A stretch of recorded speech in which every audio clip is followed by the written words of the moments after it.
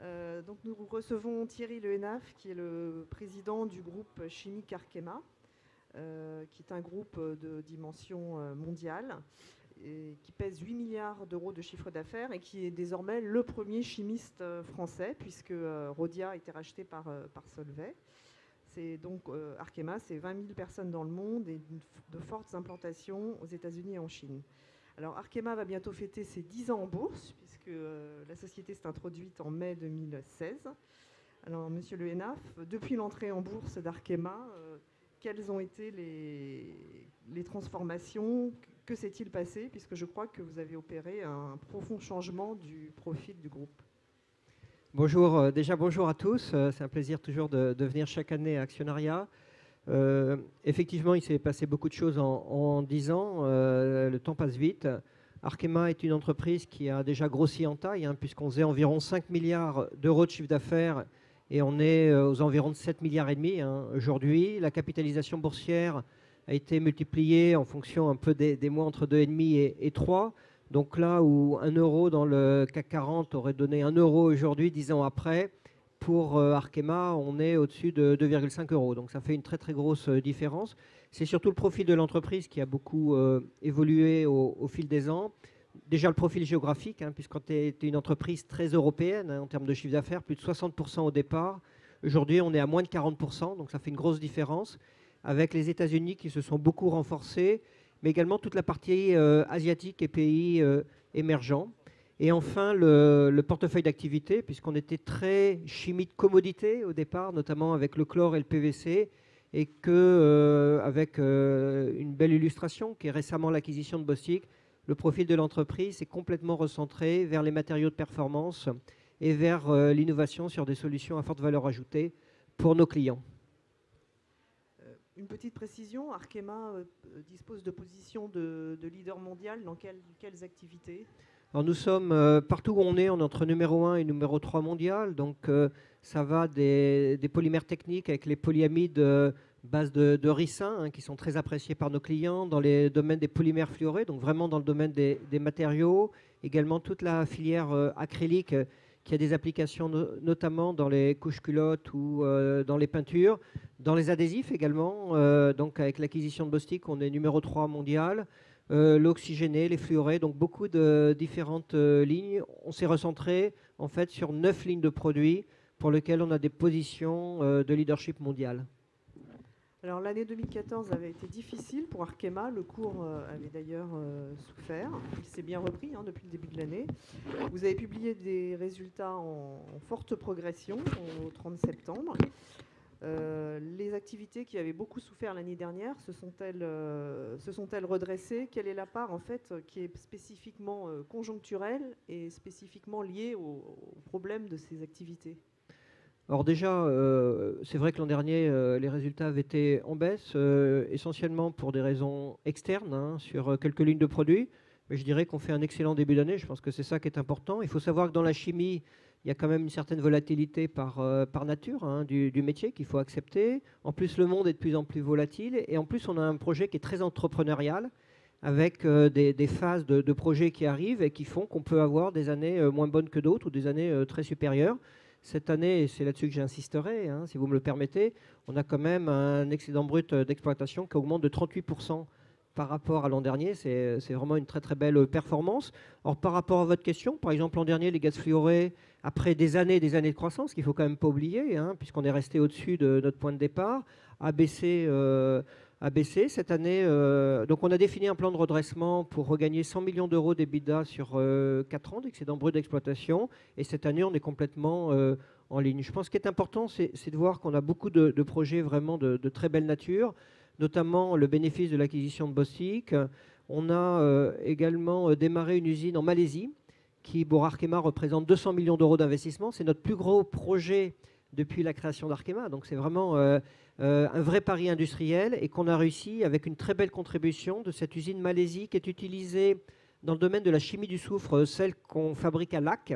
Donc c'est les mêmes technologies et qu'on utilise pour des clients qui sont dans la nutrition animale notamment, mais également dans la pétrochimie et dans le raffinage, et ça marche très bien. Donc c'est nos projets qui viennent contribuer cette année. On est également, bien sûr, aidé par l'euro, mais c'est un juste retour des choses puisqu'on a souffert pendant des années d'un euro qui était trop fort. Là, on en bénéficie cette année. Donc, vraiment une très belle année pour 2015 pour Arkema.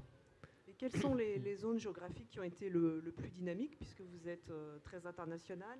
Et avez-vous ressenti un ralentissement en Chine? Alors, c'est vrai que la conjoncture mondiale est très hétérogène en fonction des régions. Vous avez des différences assez fortes, notamment l'Europe est très plate. On ne voit pas de vraie reprise en Europe. Les États-Unis se sont bien comportés. On est peu exposé en Amérique latine et notamment au Brésil, donc on n'a pas souffert là-bas, ou en tout cas peu souffert. On est bien présent en Chine, où en Chine, ça dépend vraiment des métiers. Il y a ce qui est lié à la construction a plutôt souffert. Par contre, les zones métiers plus industrielles, à forte technologie, se sont encore très très bien développées. L'Asie du Sud-Est a bien marché. Donc on voit quand même des réalités qui sont assez différentes de pays à pays. Alors vous avez beaucoup profité des effets de change. Avez-vous profité de la très forte baisse du prix du baril en tant qu'utilisateur, en tout cas dans vos matières premières du pétrole? Alors je dirais qu'on a surtout profité des effets de change, qui eux sont mécaniques. Au niveau de la baisse du baril, on a toujours forcément un bénéfice. Plus on va en aval, je dirais que sur la chimie intermédiaire, pour les chimistes, globalement, les prix évoluent avec la baisse du baril, parfois avec un petit peu de décalage. Dans la chimie éval, il y a un petit peu plus de rétention, mais globalement, c'est surtout l'euro-dollar dont nous avons profité bien au-dessus de la baisse du baril. Alors en 2015, ça a aussi été l'année de la plus grosse acquisition historique d'Arkema, celle de la filiale adhésive de Total. Donc quel a été l'intérêt de cette acquisition? Qu'est-ce qu'elle représente? Et y a-t-il des synergies importantes avec les autres activités du groupe?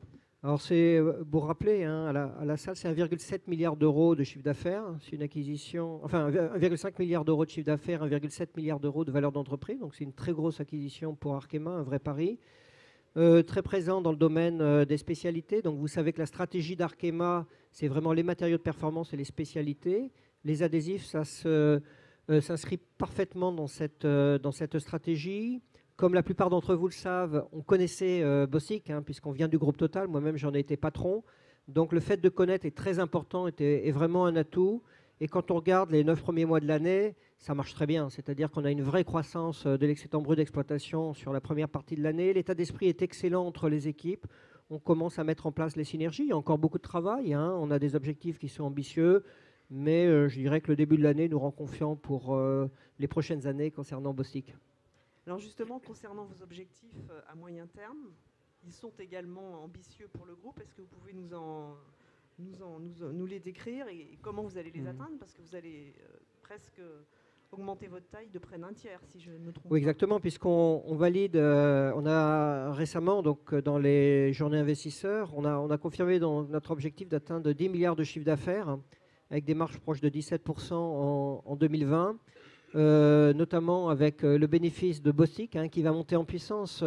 Pour vous donner deux chiffres, Bostik, quand on en a fait l'acquisition, c'était 158 millions d'euros d'excédent brut d'exploitation. Ce qu'on vise pour 2020, c'est 300 millions d'euros bénéfice d'exploitation. Alors clairement, ça s'inscrit dans ces objectifs que nous avons concernant Arkema. Également, on attend au niveau de notre projet malaisien, dont j'ai parlé juste avant, de continuer la montée en puissance. On travaille beaucoup sur l'innovation. On a reçu pour la 5e fois consécutive le prix Thomson Reuters parmi les 100 premières entreprises innovantes dans le monde. C'est quand même formidable pour les équipes d'Arkema, un vrai motif de fierté. Donc l'innovation au cœur de notre croissance dans les matériaux.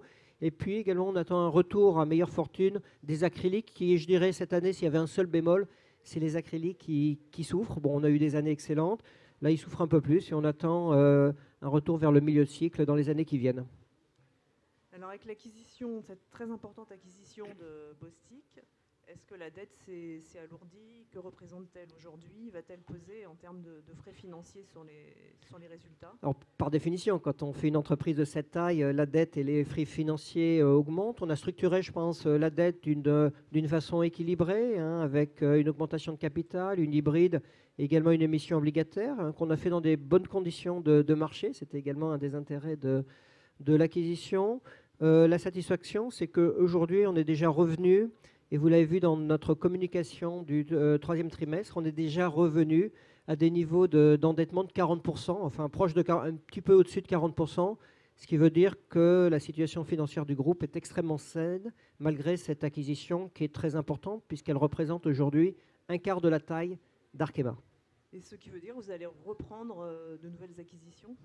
Pour l'instant, la priorité, c'est vraiment d'intégrer, hein, on l'a toujours dit, il faut quand même digérer, hein, 25% d'Arkema. On a quand même si on a un endettement qui est raisonnable, on a quand même augmenté l'endettement pour reprendre votre question.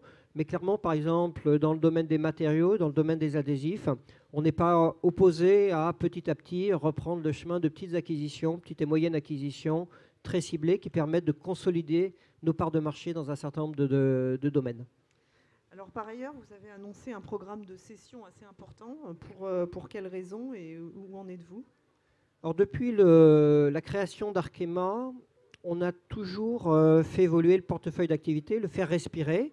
On a annoncé effectivement, mais il faut le mettre sur plusieurs années, ce n'est pas en une seule année, un plan de cession de 700 millions d'euros de chiffre d'affaires. Quand on a dit sur 3 ans, donc c'est plutôt raisonnable hein, compte tenu de la taille de l'entreprise.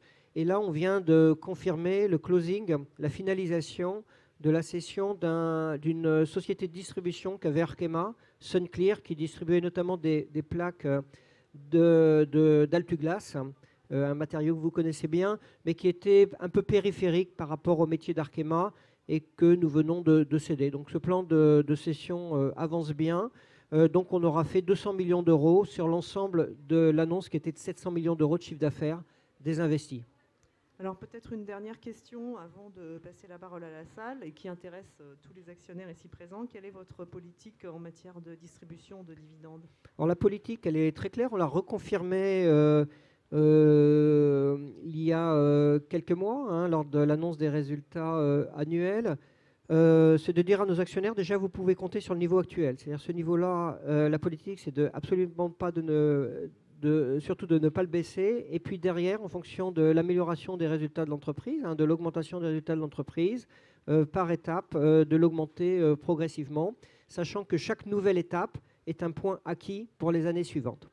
Voilà, donc au niveau de la politique de dividendes, et je crois qu'on a fait un beau chemin par rapport au départ, hein, puisque le niveau de dividende par rapport aux toutes premières années a été presque multiplié par 3 sur 10 ans. C'est quand même une belle réalisation. Très bien, merci Monsieur Lénaf. On va ouvrir la session questions-réponses. Est-ce qu'il y a des personnes qui veulent profiter de la présence de Monsieur Lénaf pour quelques questions? Monsieur ?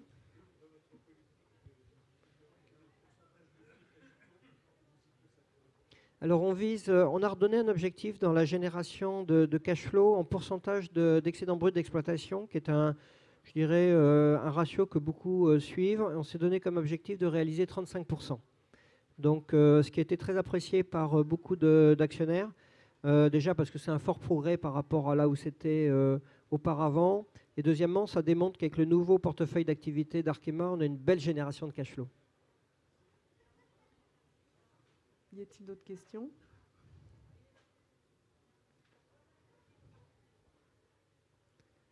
Très bien. S'il n'y en a pas, oui. je peux encore en poser une, notamment sur la politique d'innovation d'Arkema. Est-ce que c'est vraiment un axe stratégique pour Arkema que de trouver des nouveaux matériaux, des nouveaux produits? Alors je dirais que déjà, c'est vraiment un des axes de croissance de l'entreprise, l'innovation au même titre que les acquisitions ou la croissance dans de nouveaux pays. Que derrière, on a la chance d'avoir une force de frappe en termes de recherche et développement qui est vraiment de premier plan. Vous le savez, en France, on a beaucoup d'écoles de chimie, mais également, on a mis en place récemment un centre de recherche en Chine. Donc, c'est vraiment un domaine important. On est centré sur ce qu'on appelle les grandes tendances du développement durable, c'est-à-dire l'allègement des matériaux, les économies énergétiques, les nouvelles énergies comme les batteries ou le solaire, également les produits bioressourcés. Hein. Vous savez que ce polyamide 11 qui est fait à partir d'huile de ricin, c'est vraiment le seul matériau de performance qui soit complètement renouvelable du marché. Donc c'est vraiment une politique d'innovation qui est centrée sur quelques grandes tendances et qui vraiment porte ses fruits depuis quelques années. Et peut-être une petite question complémentaire à l'aube du sommet de la COP21. Quels sont vos efforts en matière de réduction d'émissions de gaz à effet de serre et consacrez-vous des dépenses importantes? Alors, je dirais que c'est un travail quotidien. Alors, j'élargirai aux émissions de gaz à effet de serre parce qu'il faut parler de l'énergie, de l'efficacité énergétique, hein, les économies d'énergie. C'est vraiment très important dans nos usines. On gagne par exemple 1,5% par an à volume donné d'énergie. On a également mis l'accent sur les émissions dans l'eau, les émissions dans l'air. Donc, c'est vraiment tout un ensemble et ça serait dommage de le réduire uniquement au gaz à effet de serre. Clairement, au niveau de la COP 21, on essaye de s'impliquer par rapport aux spécificités d'Arkema, par rapport à notre culture. Donc, par exemple, je ne sais pas si vous avez eu l'occasion de le voir, mais il y a des barges qui se sont déplacées sur la Seine avec des animaux qui étaient faits en altu-glace. Et c'était vraiment une très très belle réussite, une opération pilotée par Ségolène Royal en partenariat avec M. Gadvel, et on a pu le voir dans la cour de l'Élysée. Donc on le fait vraiment à notre manière, en mettant en avant notre innovation et également tout ce qu'on fait en termes de réduction des gaz à effet de serre. Très bien, je ne sais pas s'il y a d'autres questions. Oui.